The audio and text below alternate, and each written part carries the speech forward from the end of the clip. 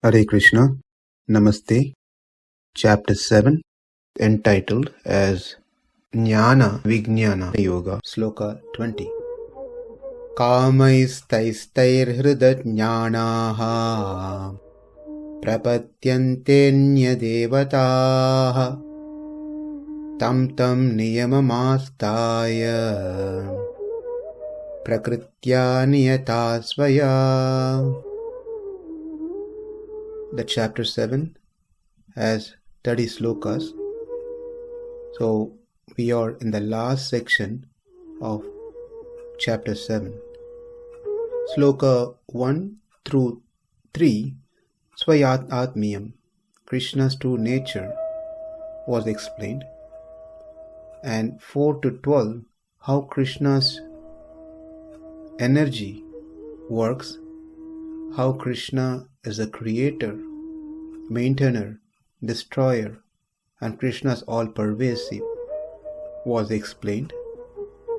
And 13 and 14, the means has been provided, that is sharanagati, how to surrender to Krishna so one can remove the maya.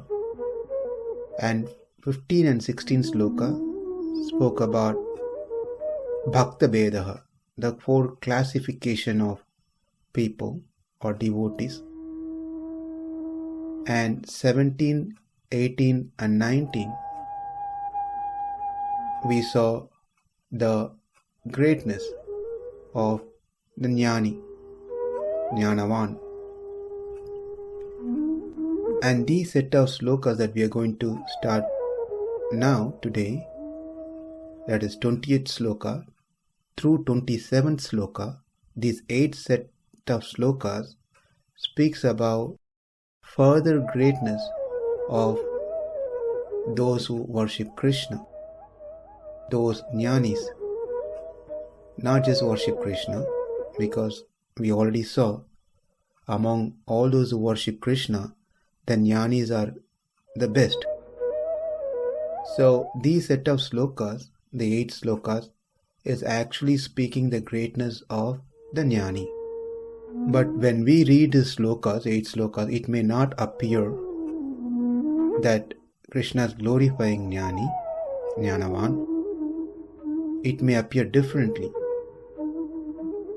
The way that Krishna glorifies the jnani is by telling about those who do not worship Krishna. Because the majority of the human society is wandering many places to get some cheap pleasure, material pleasure, besides Krishna. Among the majority, very few, handful of souls, very rare souls, come to Krishna. So the way that Krishna says these are great souls is by telling us the majority in the world. So if majority of them are not worshipping Krishna, because whatever the reasons that we are going to see in the set of slokas, here there are few who come to me. Therefore, they are very special. Therefore, they are rare. Therefore, they are Mahatmas. In this way, Krishna glorifies these jnanis. Because it is very important that we understand how Krishna is going to take these 8 slokas. Otherwise, we may not be able to connect why Krishna all of a sudden speaking like this. Because in this set of slokas, Krishna is going to explain why do they not worship Krishna. Rather, they worship other devatas. Why do they go there? What triggers them to do such worship? Nya-devatāḥ worship, meaning other gods worship. And what's going to be their destination at the end of their life because of worshipping the devatas? These people who do not surrender or worship me, they have their reasons. They think I am a human because I appeared in this world. I look like them. I go through some of those things like how they went through. So they consider me to be a human like them. Or some think that I am a special human with some extra brilliance or some special mystic powers. They consider me to be a magician. Or some think that I am one among the devatas. I am no special, but one among the devatas. Or some think that I am God, but they want to fulfill their material needs. They don't want me, but they want things from me. I am not their goal. Their goal is something else, but they want to keep me as a mean to achieve that some other goal, material goal. They do not understand, none of these people understands that I, the Supreme Lord, descended into this world to uplift them, to save them, to reclaim them to the spiritual abode. Rather, they think about me in all possible wrong ways. We may have a question. If Krishna is cause of all causes, complete controller, then why can't he make changes immediately as he wished to? And he is the one who set up this program, the way that things are happening. If he wanted, he could change this program however he wants, without making the living entities wander, or without making the living entities to go to various devatas, simply worship Krishna. If he wanted, he could do any of these things. He has all under his power. He is a supreme Lord. Why can't he do this? Well, all must go through proper process as per the creation and as per the karma vasana of each individual. Krishna doesn't want to interfere in that program. Well, if he doesn't want to interfere in this program that he set, then their life is going to be ruined. They can never come back to you. No, their life won't be spoiled. That's why I have given these devatas program. As per their desire, they can approach respective devatas and worship them and attain what they want. In the process of worshipping them, they are actually indirectly worshipping me. It's a program where finally they will come to me. That's nice to know that they are going to come to you finally. But how long will it take to come to you? Bahunam janmanam ante. Many lifetime.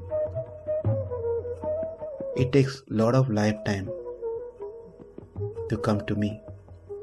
After taking many lives, worshipping various devatas, they become, in one of the life, they become devotee of Sun God.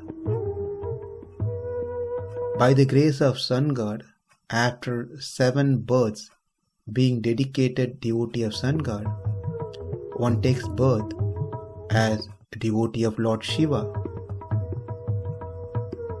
After 7 births being dedicated devotee of Lord Shiva, by the grace of Lord Shiva, one takes birth to be devotee of Vishnu, Krishna. And from that point onwards, he gets the process of bhakti, enters into the process of bhakti towards me, and after many such lifetime, he finally attains me. Such an Atma is sudurlabha. Such an Atma is very rare. So before they become my devotees, consider me to be the means and goals. They run to various devatas to attain some short-term benefits and pleasures.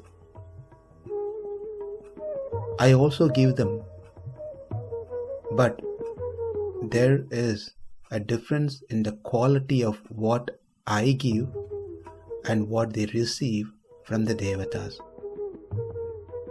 What they get from the devatas are temporary. What I give is permanent benefit. What they get from the devatas are fragile. It'll break. What I give them is firm. What they get from the devatas may end up by giving more distress. What I give them is everlasting happiness, with no distress mixed in it. What they give is lower pleasure. What I give them is higher pleasure. What they give is based on what they receive from the devotees, their devotees. They are not going to give anything extra. What I give cannot be compensated with anything that you can give me. These devatas demand a lot to give you little benefits and pleasure, whereas you give me very little, I give you a bigger benefit without any demand. The benefits that you receive from the devatas as antam, it ends. But the benefit that I give you is anantam, cannot be measured, never has an end. Then if there are so many problems in the benefits that we are getting from the devatas, then why do people go to them? Kāmais, tais, tair, hṛta-jñānāḥ, prapadyante nya-devatāḥ, tam niyamam āsthāya, prakṛtyā niyatāḥ svayā. Namaste, Hare Krishna.